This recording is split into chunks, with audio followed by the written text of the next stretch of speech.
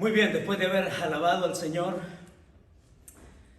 después de que nuestro corazón ha sido así, entregado en adoración a Él, reconociendo quién es Él y lo que hace Él, ahora también nos metemos a ver qué nos dice Él en su palabra.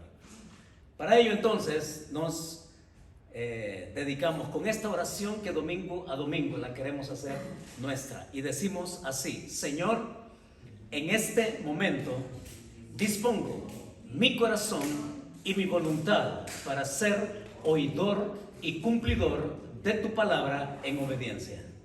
Guíame con tu Espíritu Santo para ser transformado a la imagen de tu Hijo. Y decimos amén.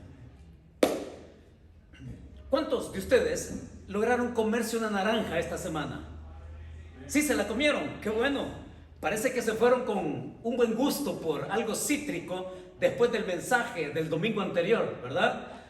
Espero que la hayan disfrutado porque precisamente hoy retomamos nuestra naranja. Ya ustedes están familiarizados con su sabor. Ahora, familiaricémonos también con la información de las partes que componen una naranja. ¿La recuerdan? La más obvia es la cáscara. Pero también la naranja tiene esa protuberancia en una de sus partes que se llama el pedúnculo. ¿Ya? ¿Sabían eso? Pues esa naranja que usted se saboreó, además de la cáscara, además del pedúnculo, también tiene el flavedo, el tabique, que son esas cositas que le dan esa forma como de círculo, ¿no? El endocardio, el albedo, las vesículas, esas pequeñas cositas que son las que contienen el jugo. O sea, no solamente se trata de saborear la naranja que bien ustedes gustaron en su momento en esta semana. También se trata de conocer cuánto es en cada una de sus partes lo que compone una naranja. El todo de la naranja se compone por estas diferentes partes y es bueno saberlo, ¿no? Es bueno tener la información. Pero, como decíamos el domingo anterior, también el reino de Dios, el día del Señor, así como una naranja está compuesta en su todo por diferentes partes, así también el día del Señor como un todo se compone de varios eventos, ¿cierto? Y esos eventos son los que en toda la Escritura se predicen y en toda la Escritura se presentan y se informan para que nosotros los cristianos sepamos muy bien cómo va a estar la cosa en el futuro. Ahora, el tema de hoy precisamente tiene que ver con lo mismo, porque Pablo todavía no le ha puesto un punto y aparte a lo que él comenzó a explicar en el pasaje anterior que vimos el domingo pasado. Pablo le pone puntos suspensivos para que continuemos aprendiendo de él y para que nos situemos en el contexto de lo que Pablo enseñó en el pasaje anterior. Él ha tratado un asunto en lo cual estaba haciendo conflicto para los tesalonicenses. Y es por eso que Pablo en el capítulo 2, verso 1, refiere el asunto del cual ellos están teniendo conflicto en entender. Y en el versículo 1, él dice ahí que con respecto a la venida del Señor, o sea, esa parte de ese todo, y nuestra reunión con Él, dice, esa otra parte de ese todo, dice Pablo, empieza a explicar a los tesalonicenses. Les ha dicho allí que no se dejen desviar, mover por ningún engaño, de las diferentes maneras que Él específicamente les dice, ni por palabra, ni por carta, ni por espíritu, ni por cualquier otra cosa que les mueva su manera de pensar. Que se mantengan firmes, que esa sea su perseverancia en la verdad, en la palabra auténtica, les ha dicho Pablo. También les ha dicho, porque esa era la gran preocupación, el conflicto era, su confusión era que porque Pablo en el capítulo 1 les ha dicho que aquellos que son malos, Dios traerá como consecuencia a los malos tribulación. Y la falsa enseñanza estaban diciendo que estaban en la tribulación ya. Y entonces el conflicto espiritual, el conflicto emocional y el conflicto mental para ellos era obvio. Entonces quiere decir que si ya estamos en la tribulación, entonces ya estamos en el día del Señor. Eso era lo que ellos, era su confusión. Entonces Pablo les ha dado dos señales, dos eventos, esas otras dos partes de ese gran todo, y les ha dicho Pablo que el día del Señor, si bien es inminente, y dijimos que ser inminente el día del Señor significa que puede ocurrir en cualquier momento.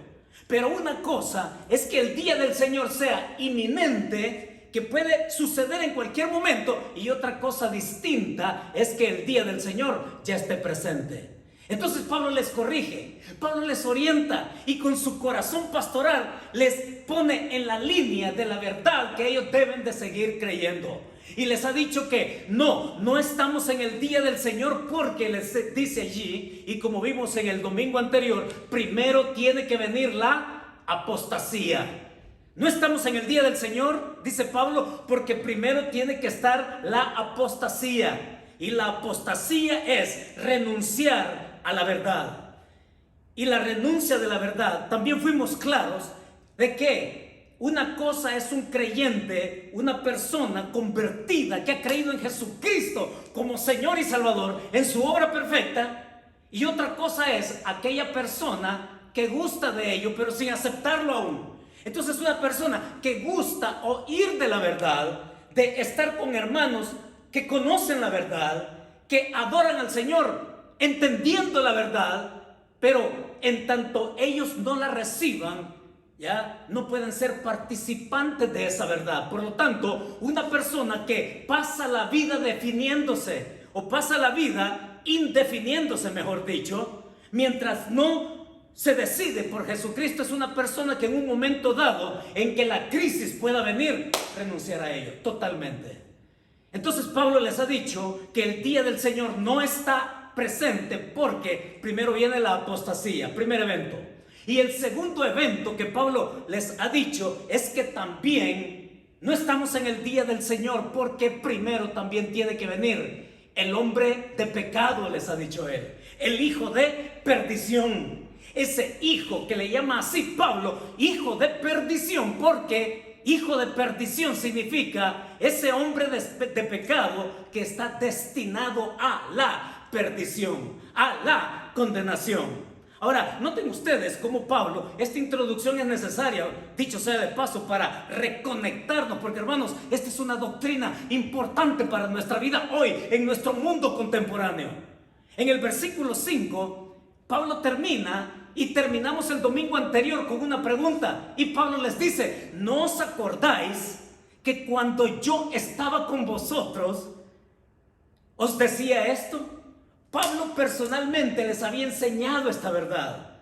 Y termina con una pregunta el versículo 5. Ahora nosotros nos relanzamos a continuar con la explicación que Pablo sigue dando en los versículos del 6 hasta el 12. Así que ya con esa conexión que hemos tenido, con esa reconexión de nuestro domingo anterior y del pasaje anterior, vamos a ver qué es lo que Pablo dice en los versículos del 6 al 9 en un primer principio. Miren, por favor, leamos estos versículos despacio, con cuidado, porque en cada línea, por favor, en el nombre del Señor les pido que prestemos la atención de nuestro corazón en cada línea, porque Pablo en ellas nos abre aún más la verdad que él está compartiendo. Versículo 6, y dice así, juntos, por favor: y ahora vosotros sabéis lo que lo detiene,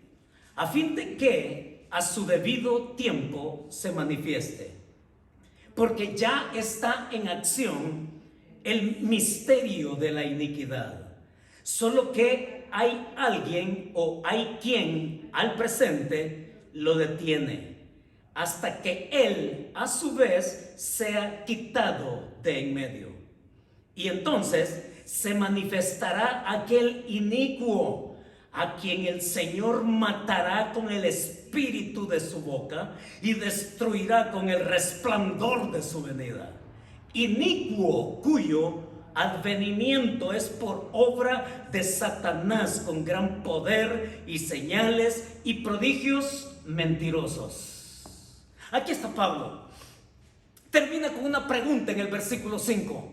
Pero esa palabrita "y" en el versículo 6 con que comienza nos lanza a la explicación, a la conexión de lo que él continúa informando, diciendo, enseñando acerca de ese personaje que él ha llamado ahí en el versículo 3 al final, hombre de pecado, que le ha llamado hijo de perdición. Después de hacer la pregunta en el versículo 5 de que ellos ya saben quién es ese personaje que él les habló cuando estaba con ellos aún en Tesalónica, en el versículo 6 continúa, y dice ahí, y mis hermanos, del versículo 6 al versículo 9 encontramos nuestro primer principio. Y el principio que Pablo va a darnos aquí, a través de ellos, al escribirle a ellos, tenemos que agradecerle a Pablo porque nosotros hoy lo podemos decir. Hermanos, dice Pablo acá en los versos del 6 al 9 que nuestra confianza está en quien controla los eventos. Miren esto, por favor. Nuestra confianza, está diciendo Pablo, Nuestra confianza está en quien controla los eventos. Y en los eventos, esto que Él ya ha anunciado como señal previa a la venida de Jesucristo, ha mencionado dos y Pablo va a mencionar un tercero. Y antes de mencionar el tercer evento, Él pasa a explicar qué más es este personaje llamado hijo de perdición. Este hombre llamado también hombre de pecado. El Señor controla los eventos, aun cuando la gente aparentemente le parezca que no. Pero aún muchos cristianos se preguntan si en verdad Dios está controlando este mundo. Muchos cristianos realmente a veces hasta dudan que si Dios está en control del asunto. Y mis hermanos, una de las verdades que creemos y que necesitamos decirla a voz en cuello es que el Dios soberano, todopoderoso, está en control de todas las cosas. Digan amén a eso, por favor. Y saben, aquí Pablo, en esto de la soberanía de Dios, que controla el universo, que controla el planeta Tierra, que controla la humanidad y que controla los eventos, Pablo se está aquí dejando ir con el Espíritu Santo inspirado, porque el hombre de pecado, va a decir Pablo, ese que ha dicho, ese hombre de pecado, ese hombre está restringido, dice Pablo. Ese hombre está en las líneas que Dios le permite actuar en su propósito santo. Y mis hermanos, veamos detalles ahí. Ese hombre de pecado tiene esas restricciones. Y note cómo en el versículo 6 Pablo ha sabido decir ahí: y ahora vosotros sabéis lo que, oiga esto, lo que lo detiene. A ese hombre de pecado hay algo que lo detiene. Y nos preguntamos, ¿qué es ese algo que lo detiene?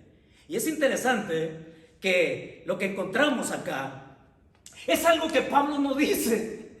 Lo que lo detiene es algo que Pablo no menciona, pero sí es algo que Pablo afirma que ellos ya lo conocen. Se los ha dicho cuando estaba con ellos en Tesalónica. Recuerden que yo les dije quién era ese personaje. Y como Pablo afirma, él asegura que ellos ya lo saben, no se toma la molestia de mencionarlo siquiera. ¿Se dan cuenta? Miren, les voy a dar un ejemplo de lo que Pablo está intentando decir acá. Por ejemplo, todos aquí sabemos qué va a pasar el 28 de noviembre acá. Ya sabemos qué va a pasar el 28 de noviembre acá. Porque yo personalmente me he comunicado con cada uno de ustedes qué va a pasar el 28 de noviembre acá. ¿Ya? Ustedes lo saben. Yo se los he dicho personalmente a cada uno, ¿cierto? Pero los que nos oyen o los que nos ven en línea se estarán preguntando, bueno, ¿y de qué está hablando el pastor Héctor? ¿Qué es lo que va a pasar el 28 de noviembre allá en su iglesia? ¿Ya? Pero yo no tengo necesidad de decirlo. ¿Por qué? Porque yo se los he dicho a ustedes personalmente, de manera telefónica o al platicar personalmente con cada uno. Eso es lo que Pablo está diciendo acá. Es exactamente lo mismo. Pablo les ha dicho, ustedes saben quién es. Y saben quién es ese personaje. Y hay algo, dice Pablo, hay algo que lo detiene. Me encanta esto.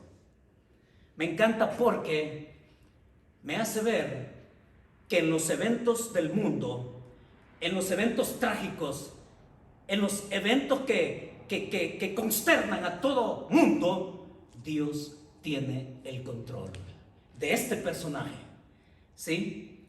Dios, en este contexto, Pablo está diciendo que lo detiene, atención por favor, y si tiene dónde escribirle al lado de su Biblia, identifique qué es esto.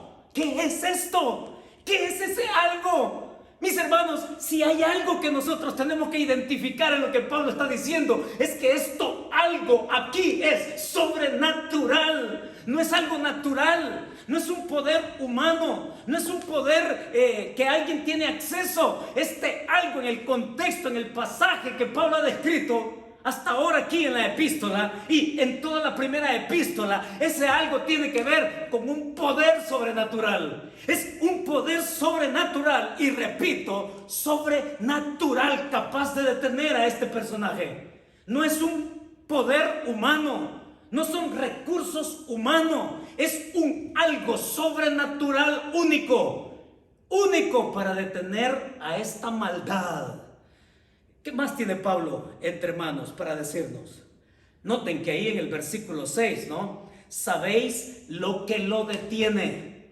En el texto original no se trata en este momento de alguien, es una persona, no es una persona, es un algo. Por lo tanto, este algo, de acuerdo al pasaje, tiene que ver, en el pasaje que Pablo da, con el poder de alguien.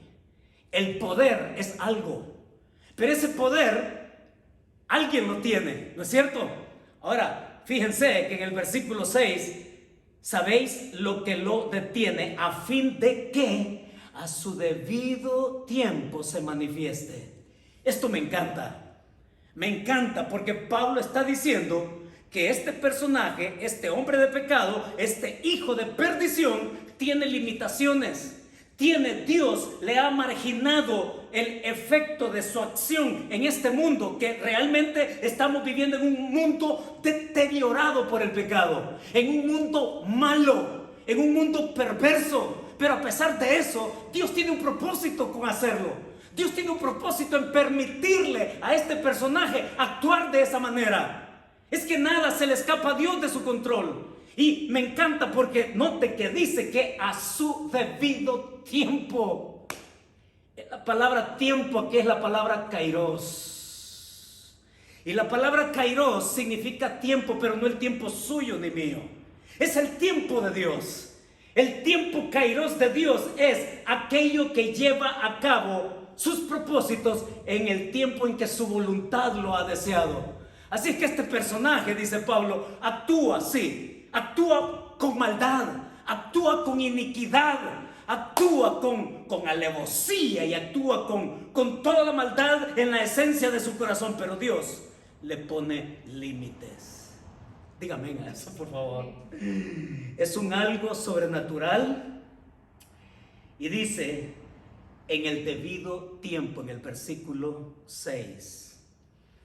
Ahora, sigue Pablo explicándolo, porque mire, el versículo 7, y le dije, tengamos cuidado línea por línea, porque en el versículo 7 dice, porque ya está en acción el misterio de la iniquidad.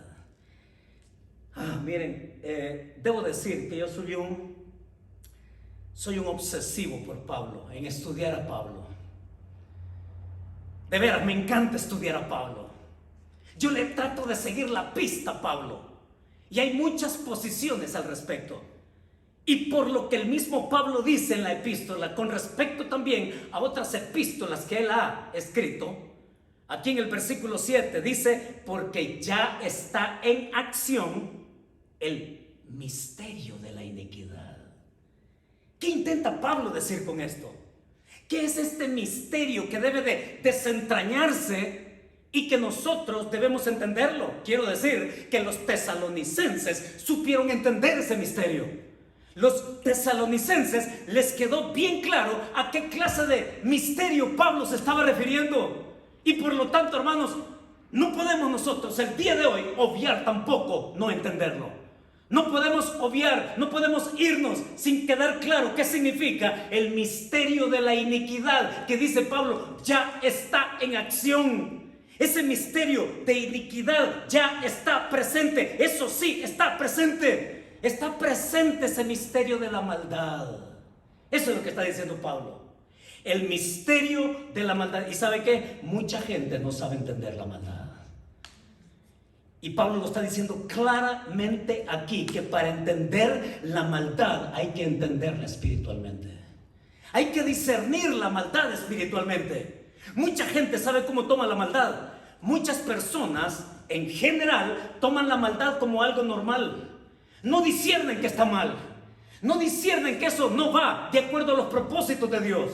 Es por eso que al pecado se le aplaude en nuestro tiempo. Es por eso que al pecado se le acepta en este tiempo. Es por eso que mucha gente hace cosas atroces, sí, y son malas, y son pecado, declaradamente pecado, pero la gente no lo sabe discernir como malo porque para él es bueno, ¿ya? Así es el ser humano hoy. Miren, el hombre a lo largo de la historia ha venido cayéndose a pedazos más y más. A lo largo de la historia, el hombre, en vez de progresar, se va degradando. Y fíjense que aquí lo que encontramos y debemos de respondernos, bueno, y entonces, ¿qué es este misterio? Y en la Biblia, hablar de un misterio es algo a lo cual no se tiene acceso. ¿Sí? Es un misterio. No se tiene acceso, no se sabe, no se comprende. Pero Pablo está diciendo, sí, se puede entender este misterio. Sí, se puede saber cuál es este misterio. Y lo que Pablo está intentando a ellos que les quede claro es que el misterio tiene que ver con que, como la iniquidad, como la maldad, en vez de restringirse, en vez de desaparecer, va incrementándose, va subiendo, va rompiendo récords de situaciones que antes se consideraban perversas y malas, ahora son normales. ¿Ya? El misterio de la iniquidad solamente lo pueden saber y entender y discernir aquellos que conocen la verdad. Porque Dios nos ha dado su verdad. Dios nos ha dado cómo va a ser el futuro y Dios nos está diciendo cómo es que ya está en función esta iniquidad que lleva y va a pasos, pero a pasos trepidantes y malévolos en nuestro tiempo. Miren, yo les quiero señalar algunas cosas, les quiero decir algo. De veras me puse a escribir cómo es que esta iniquidad en nuestro presente, oigan, la estamos viendo, la estamos oliendo, la estamos oyendo. Y mucha gente no se percata de ello, no sabe que es malo, es más, lo aplaude, lo acepta, pero en ningún momento lo rechaza. Al contrario, lo ama la maldad. Y le quiero mencionar algunas. Por ejemplo, la iniquidad, este misterio, se ha venido encaminando a lo largo de la historia. Por ejemplo, con el exterminio racista. El exterminio racista alrededor del mundo a lo largo de la historia ha sido una maldad terrible, terrible. Y no solamente eso, también el asunto de género, por ejemplo. ¿Ya? Antes era el asunto de ser homosexual. No, a eso hay que meterle bisexual. Al otro hay que llamarle bisexual activo o semiactivo o no activo. Y yo tengo una lista de casi 25 maneras de cómo se degrada el asunto. Ya, miren, esto de el asunto de género, tanto que esta semana Estados Unidos, ustedes lo habrán oído, aprobó ya el pasaporte donde a partir del mes de enero ya va a haber una tercera casilla donde va a decir male, female y X. ¿Por qué? Esa persona que no sabe si es hombre, esa persona que no sabe si es mujer, esa persona que a lo mejor está pensando en que soy las dos cosas, o esa persona incluso que se puede llegar a sentir hasta un animal, tiene la oportunidad de poner en esa casilla indefinido. Y miren, ¿es a eso a lo que le llamamos progreso? No, llamémosle degradación con toda la palabra. Pero ¿qué tal esta otra? Ha escalado la maldad, este misterio de la iniquidad, ha escalado al punto, óigalo, que hay matanza de criaturas en el vientre. Matanza de criaturas en el vientre. Y lo que tantas y miles de mujeres abogan es, pues, es mi cuerpo y yo puedo hacer con mi cuerpo lo que se me antoje. Maldad, iniquidad, que rompe cualquier razonamiento, ¿no? Aquí le va otra. ¿Qué tal? Este es más actual. Mire, este es de hoy precisamente, y usted me va a dar la razón el día de mañana, se lo aseguro. Porque la maldad se disfraza incluso de entretenimiento, se disfraza incluso de fiestas culturales. Y esta maldita fiesta llamada Halloween, ya, miren, les aseguro que mañana los periódicos van a amanecer diciendo cuántos murieron el día durante la noche de hoy. Mucha gente usa el día de Halloween para hacer maldad. Mucha gente cuando la entrevistan y le preguntan, señora, ¿qué le pasó? Yo no sé, solo sé que Batman me acuchilló. ¿Y a usted qué le pasó? No, pues yo solo sé que Superman me robó. La maldad se viste, se incrementa, la maldad va en ascenso y el día de mañana usted va a saber por los periódicos. Las noticias van a contar Usted mismo va a comprobar de cómo la maldad se viste aún de entretenimiento y hasta de algo juguetón. ¿Qué tal esta otra? ¿Qué tal la maldad de TikTok? Miren, yo lo he dicho aquí y lo repito para aquellos que me están oyendo. Hay gente que usa el TikTok para divertirse, ¿ya? Y ahí aparece cualquier clase de estupidez, porque no es otra cosa o no se le puede llamar de otra manera, ¿ya? Los famosos desafíos, ¿no? Los desafíos que se filman y que quieren hacer, y que eso provoca que alguien más lo haga y que otro más lo haga. Miren, esto es absurdo. Estamos viviendo en un absurdo. De que aquel se inventa el desafío de llegar donde la maestra. Ahora el último desafío, bueno, por lo menos el que me enteré, fue que un alumno va donde la maestra a su escritorio y el desafío es ultrajarla, vociferarle ultrajes y después golpearla a placer. Y entonces queda filmado.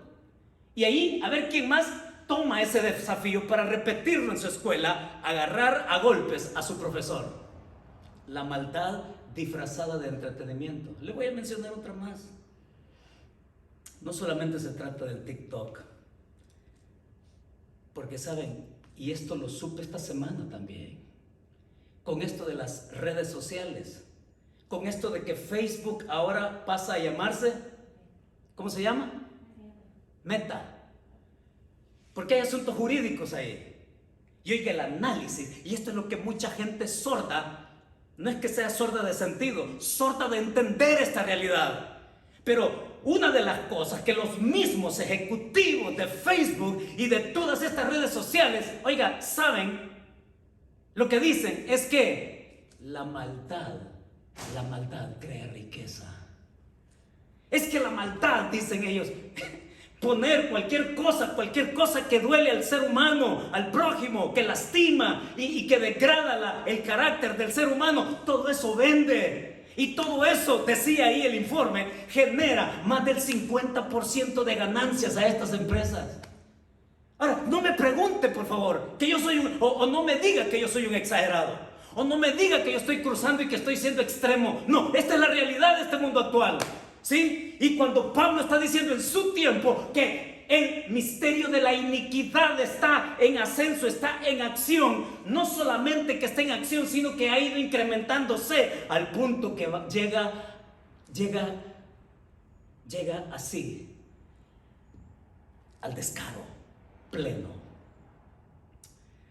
Ahora, fíjense que pensando en esto, y porque he escuchado de otros pastores, y tengo el desafío también de decirlo, porque muchos pastores o muchos líderes a nivel de Estados Unidos, de América Latina o del mundo, hablan, ¿no?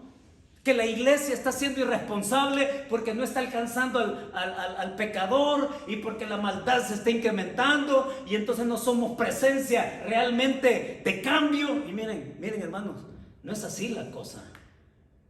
Y le quiero decir para aquellos que me están oyendo también, porque la lógica numérica dicen, no, si somos el 30% de cristianos en este país, entonces esta sociedad tiene que ser distinta. Y suena lógico decir que en cualquier otro país de donde nosotros venimos, no, como tenemos el 40% de cristianos en nuestro país, entonces nosotros podemos ser un país distinto. Miren, no es cierto, perdón que sea tan claro, no es cierto. Porque la historia personal de cada uno de nosotros ha sido de un tiempo largo en el cual por fin vinimos a conocer a Jesucristo, pero quizás nos ha llevado toda la vida a entenderlo. Ha ido en paso lento. Incluso hay muchas personas que conocen al Señor Jesús en el mismo momento de su muerte.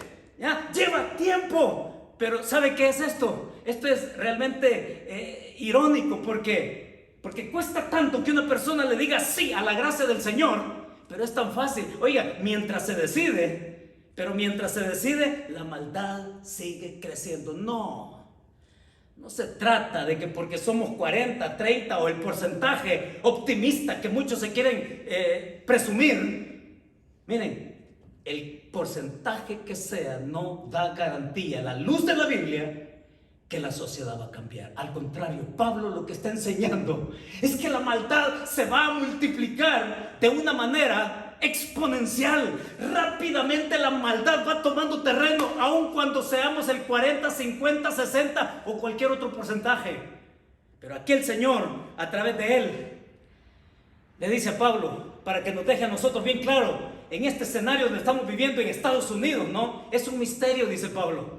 El misterio de la iniquidad a ustedes les queda claro porque ya saben cómo la maldad se va a incrementar. El misterio tiene que ver con que la maldad va creciendo. El misterio tiene que ver con que sí, lo podemos discernir espiritualmente y saber que es lo que está mal para no aceptarlo, o cuando mucho quizás tolerarlo. Y mientras lo toleramos, porque una cosa, hermanos, es aceptarlo y estar de acuerdo.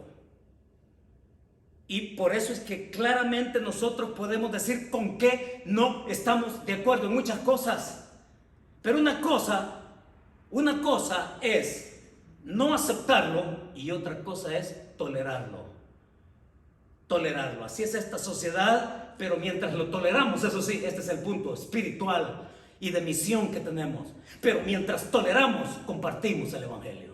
Pero mientras toleramos cualquier maldad, cualquier pecado o con lo que la gente se gusta vivir, nosotros cumplimos la misión de presentarles el Evangelio de cambio, el Evangelio de luz, el Evangelio de verdad, el Evangelio de Cristo que verdaderamente nos lleva a que esa maldad cambie. Ahora, nos hemos detenido aquí en el versículo 7. El misterio de la iniquidad ya está en acción. Y qué interesante, miren qué más dice Pablo en el versículo 7. Solo que hay quien al presente lo detiene. Y esta es la parte que me encantó. Fíjense que en el versículo 6 ha dicho, hay algo.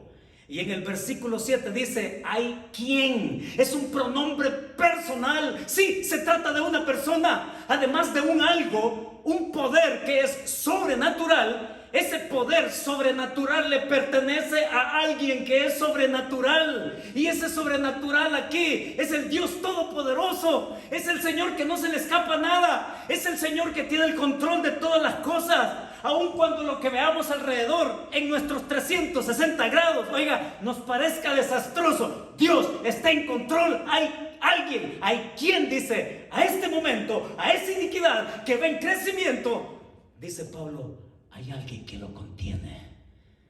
Hay alguien, dice Pablo, hay quien al presente lo detiene. Y esto es bárbaro, dice que, hasta que él a su vez sea quitado de en medio. ¿Quién es este él? Otro pronombre personal. ¿Ya? ¿Quién es este quién acá? ¿Quién es este él acá? ¿Quién es este que se va a ser quitado de en medio? Y muchos hablan que se trata de un ángel, que se trata de lo que lo detiene, el gobierno. No, el gobierno es corrupto de sobra. Pero hay quien dice, lo detiene. Y que él va a ser quitado de en medio. Y ese no puede ser otro que el Espíritu Santo. Es Dios mismo el que lo contiene. Es Dios mismo con su poder sobrenatural. Es el Espíritu Santo que va a ser quitado, dice. Va a ser quitado de en medio. Y uno se pregunta, bueno, pero ¿cómo va a ser quitado? Son las preguntas que debemos hacerle. ¿Cómo es que el Espíritu Santo va a ser quitado?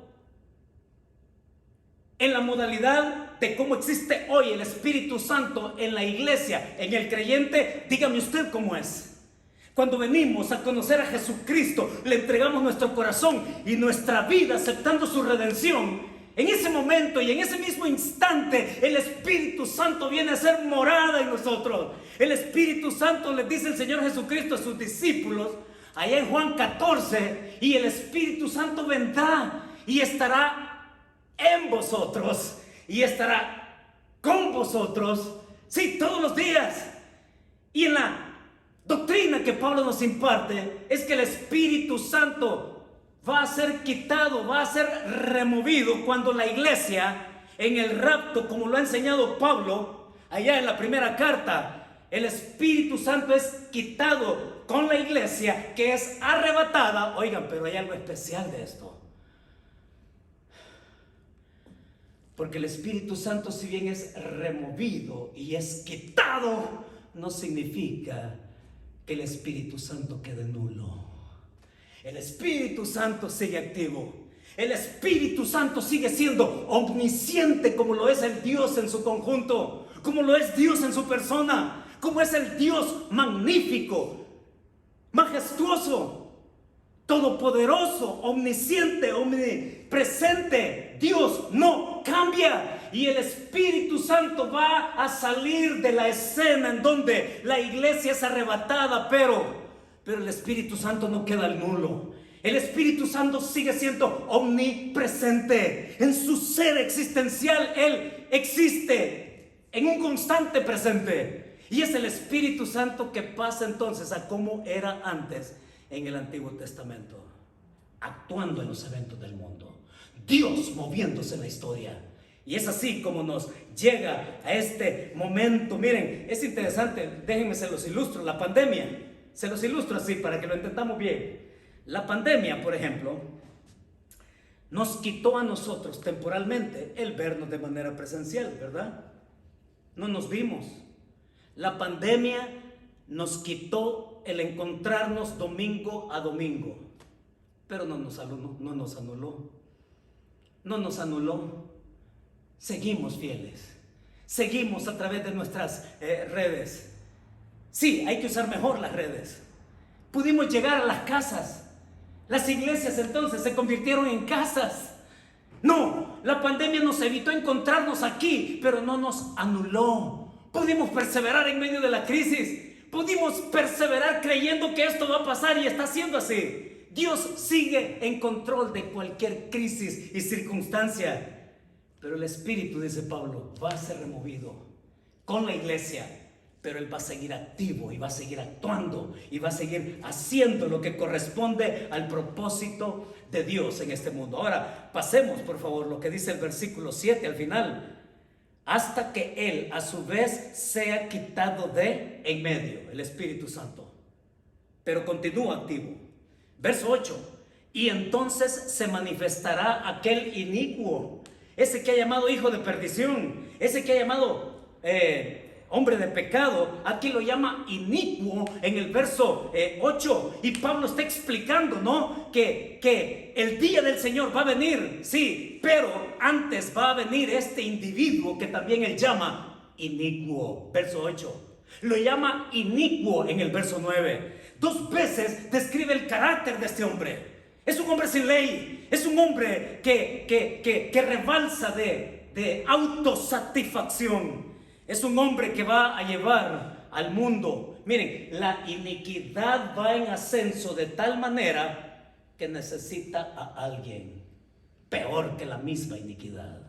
Y lo que Pablo está presentando aquí es a ese gran líder mundial que va a aparecer. La iniquidad va a tener su clímax, y ese clímax es un hombre inicuo, dice Pablo. Y ese hombre inicuo, tal cual lo describe, calza muy bien con lo que encontramos en Apocalipsis capítulo 13, donde se habla de la bestia, se habla del anticristo, se habla de ese que, qué tremendo, ¿no? Porque si usted lee capítulo 13 de Apocalipsis, ese hombre dice que va a ser un tipo inteligente que va a traer respuestas al caos de este mundo. Esa va a ser su carta de presentación. Va a traer caos, o mejor dicho, va a traer paz al caos, un tipo inteligente. Y si hay algo que a mí me queda claro, es que este presidente que nosotros tenemos no aplica para eso. Ni este presidente, ni un montón de presidentes que yo conozco, de países que son influencia alrededor del mundo, no califican para ser inteligentes y ser de este calibre de maldad. Oigan, es ese anticristo, es ese hijo de pecado, hijo de perdición, hombre de pecado inicuo, en donde allá en Apocalipsis 13 este hombre dice allí que hasta simula la resurrección de Jesucristo.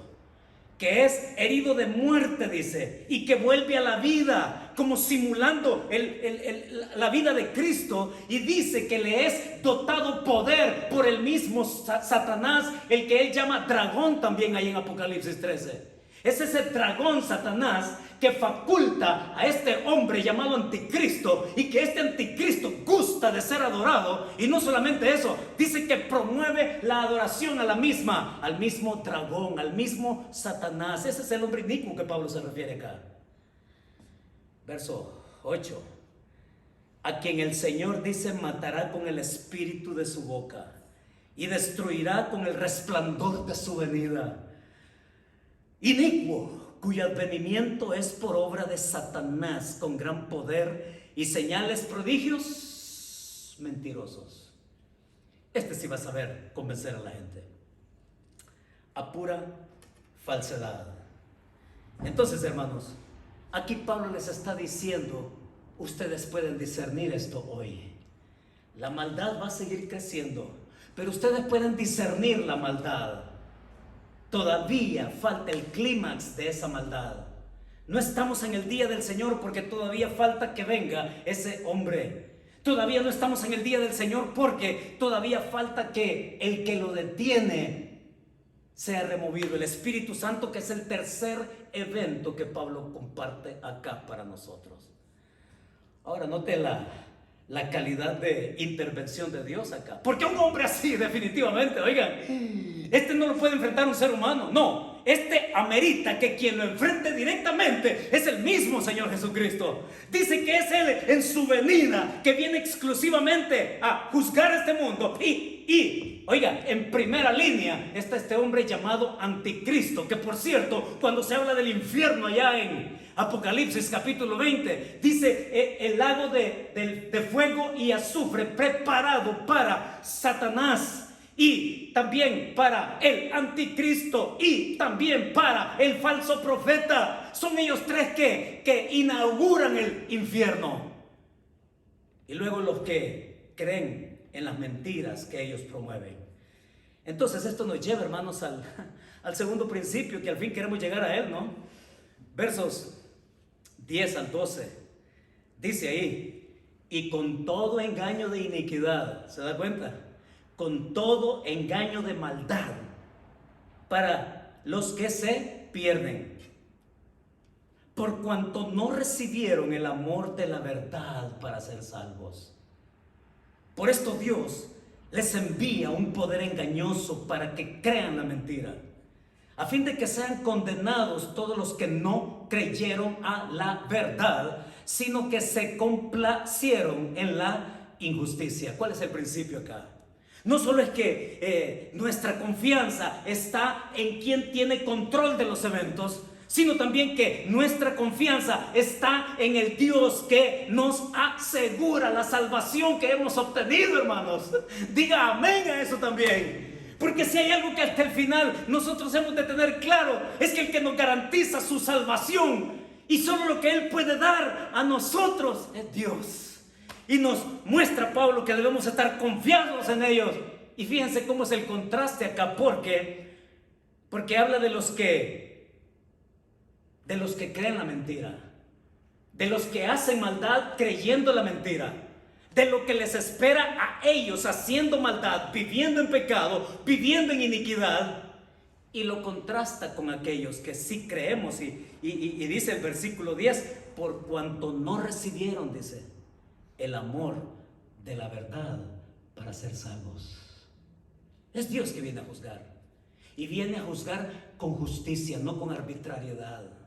Es Dios que viene a decir allí en el versículo 12, a fin de que sean condenados los que no creyeron a la verdad y que se complacieron en aquí lo llama de otra forma, lo llama injusticia. En otros lados Pablo lo ha llamado pecado, lo ha llamado iniquidad, y la peor iniquidad y el mayor pecado y la mayor injusticia, Pablo está diciendo acá que tiene que ver con aquellos que rechazan al Hijo en la gracia, en lo que Él ofrece. ¿Y qué es lo que ofrece Cristo? Perdón, vida abundante, paz, seguridad, destino, todo eso. Y entonces, ¿qué podemos ir nosotros concluyendo? Pablo les está diciendo, alertas, ustedes pueden discernir todo esto ahora, lo saben. Estén en la palabra auténtica, porque cuando estamos en la palabra auténtica, nosotros podemos ser estables. Cuando estamos en la palabra y la verdad auténtica, entonces nosotros podemos perseverar. Estar en la palabra auténtica, nosotros podemos estar seguros del destino que nos espera. Pero hermanos, alguien que se aleja de la verdad, así es como yo entiendo a Pablo acá. Alguien que se aleja de la verdad queda expuesto de una manera así, muy indefensa ante la mentira. Y todo aquel que no acepta la verdad se confina por su propia voluntad a creer la mentira y vivir con el pecado y vivir en ascenso en ese pecado y no discernirlo espiritualmente y lo ve como normal. Entonces Pablo es bien claro, me encanta Pablo, para que entonces nosotros vayamos a esa verdad con que nos vamos a casa el día de hoy. ¿Cuál es esa verdad que nosotros tenemos entonces? Lo que yo entiendo a Pablo, conociendo a Pablo en esta epístola y en la anterior y en las demás, puedo entender a Pablo de esta manera. Pablo nos está diciendo, a ellos y a nosotros nos está diciendo, puedes continuar confiado. Sí, puedes continuar confiado a pesar de la maldad, porque Dios sigue en control. Decimos amén a eso. Así que hermanos, no se sorprenda. La maldad va a tener colores, tamaños, personajes y en la historia Satanás ha sabido escoger siempre a alguien que de pronto sale con la mayor maldad de su momento. Todavía nos falta en nuestra vida ver quién es el siguiente que se levanta con la peor maldad que se le pueda ocurrir. Pero Pablo está diciendo acá a la iglesia, puedes continuar confiado a pesar de la maldad, porque Dios sigue en control de los eventos y de las personas. Y con esa verdad y con esa seguridad oramos. Padre, muchas gracias. Qué hermosa es tu verdad, Señor. Cómo nos trae paz. Gracias porque podemos entender lo que sucede a nuestro derredor. Y porque podemos alertarnos, podemos vivir estables, podemos discernir, Señor, los tiempos, pero también podemos discernir tu voluntad, la manera que tú quieres que vivamos en nuestro presente. Señor, con la ayuda de tu Espíritu Santo morando en nosotros, ponnos a la altura de tus expectativas, Señor. Muchas gracias por tu palabra. Muchas gracias por tu siervo, el apóstol Pablo, por nuestro hermano Pablo, instruyéndonos con la palabra inspirada tuya para nosotros. Y que esta verdad, Señor, para aquellos que nos ven, que nos escuchan, también sea la puerta con que ellos puedan venir a rendir su vida al Dios Todopoderoso, Creador de los cielos y de la tierra, que nos concedió a su Hijo Jesucristo para que en el Calvario Él tomara nuestra maldad, nuestro pecado, para morir por ellos. Señor, oro para que los que escuchan también tengan la oportunidad de decirle, sí, Señor, te entrego mi vida, te entrego mi corazón, tómame. Gracias, Padre, por esta oportunidad que nos das de compartir lo que tú tienes en tu corazón para nosotros. Síguenos bendiciendo en el nombre de tu Hijo Jesucristo. Amén y amén. Hermanos, que Dios nos bendiga.